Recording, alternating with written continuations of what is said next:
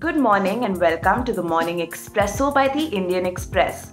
My name is Rahil Philippos and here is today's big story. Two suicide bombers and gunmen attacked crowds of Afghans flocking to Kabul's airport last night, transforming a scene of desperation into one of horror in the waning days of an airlift for those fleeing the Taliban takeover. At least 60 Afghans and 12 US troops were killed. Meanwhile, the government is adopting a wait-and-watch approach in dealing with the Taliban depending on the evolving situation, External Affairs Minister S. Jaishankar is learned to have said on Thursday while briefing all party leaders on the Afghanistan situation. Describing the situation as critical, he said the government is committed to full evacuation of Indians. A day after the Indian Express reported the deportation of a woman member of the Afghan parliament from New Delhi's Indira Gandhi International Airport on August 20th, the centre said it was an inadvertent error. It also reached out to Rangina Kargar, a member of the Walisi Jirga representing the Faryab Promise, apologizing for what happened and asking her to apply for an emergency visa. Following the explosions near Kabul airport, the fate of around 210 Afghan Sikhs and Hindus who were scheduled to be airlifted to India hung in balance.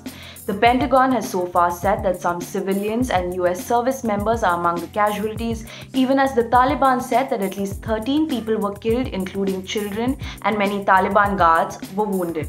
Here are our top stories from the front page.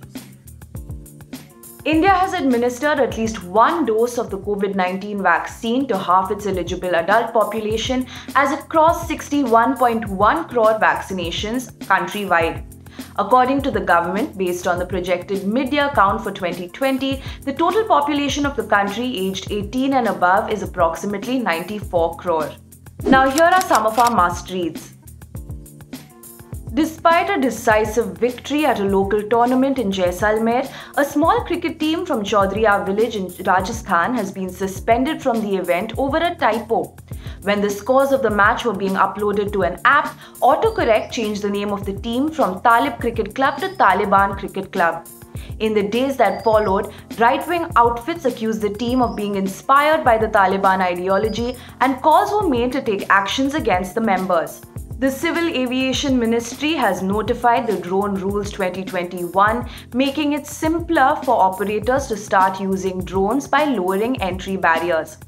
This includes cutting the number of registration forms to be filled to 5 from 25 and the number of fees payable to 4 from 72.